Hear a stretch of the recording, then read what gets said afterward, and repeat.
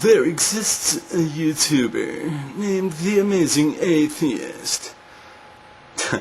That's what it sounds like to me when you say, there exists a website called GodHatesFacts.com. You know, I've watched quite a few of your videos, actually, Mr. Amazing Atheist. And I'm not here to represent Christianity. I'm not a fundamentalist Christian. But what I am is a guy that looks at somebody that thinks he's got it all figured out at 22 years old. Could be older than that, but according to your profile, I see 22. And I'm not trying to say that because you're 22, you couldn't have figured out things that I've figured out at 42. But I'm smart enough at 42 years old to understand that I don't have it all figured out. Now, I'm sure I'm going to get a lot of flack from a lot of people because you got 4,000 plus subscribers or whatever it is.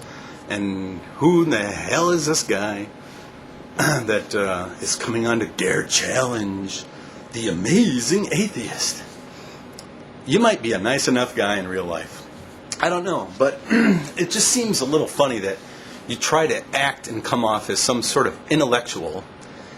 And from what I can tell, you still live in your parents' house. You're doing your videos from a garage, so that's just my guess. I mean, I could be wrong about that. Your brother comes on, maybe he comes over to your house. I don't know, but you think you have science on your side, and you think you've really just owned this guy, Jesus Freak 77 or 777 or whatever. I didn't see it that way, to be quite honest. I mean, the way it appears to me is you come on and make this ridiculous, and it's my opinion that it was ridiculous, on how to defeat a fundamentalist Christian by having both sides of the conversation. I could do that. I could make the claim that the sky is red, and I could have a conversation with a guy that thinks the sky is blue. And if I can control both sides of that argument, I could make it look like he's the ridiculous one. That's exactly what Jesus Freak, that's his point. You controlling both sides of the argument. Now, it might be applauded by all the people that think you're, you hold the real answers and you're using science and you have science on your side or whatever it is. I don't claim to be an expert on you, dude, but for you to come on and say that after that first exchange that you somehow owned him and you could walk him around on a leash and all, dude, that's just your perception and the people that will agree with you simply because you are an atheist and you dare challenge Christianity. That's how you got a lot of fans. It won't really matter what you say as long as you every once in a while try to sound like you're so intelligent.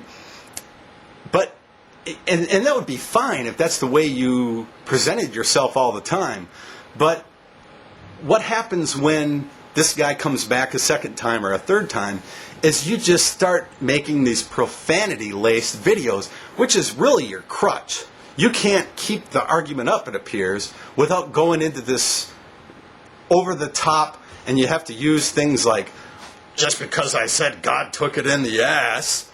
I mean, that's for shock value, and it's something that you want to throw out as an insult to Christians, and you know that everybody else is going to applaud that. That's your fans. Oh, he said God's taking it in the ass. Give it to those Christian people.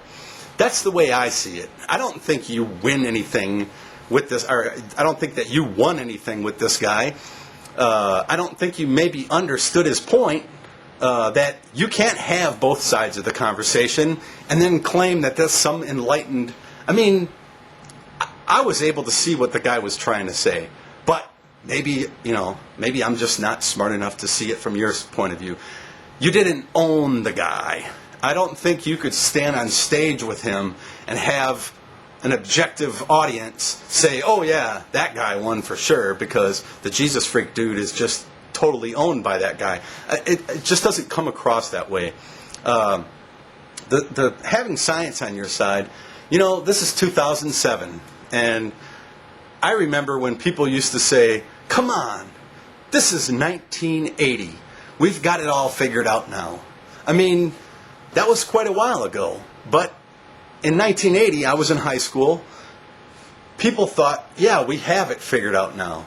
I remember people saying, come on, this is the 90s. And I know there's people out there that remember saying, come on, this is the 40s. We have science on our side now. We know it. We have it all figured out. I remember a guy, I dabble in computers. I do a little bit of programming. I didn't go to school for it, but I make some computer programs, and it's more of a hobby, and I do some of it at work. But I remember a guy in 1991 or 1992. I was in Hawaii, but and that was, I guess, the PCs were operating on Windows 3.1, DOS 6.0, or whatever.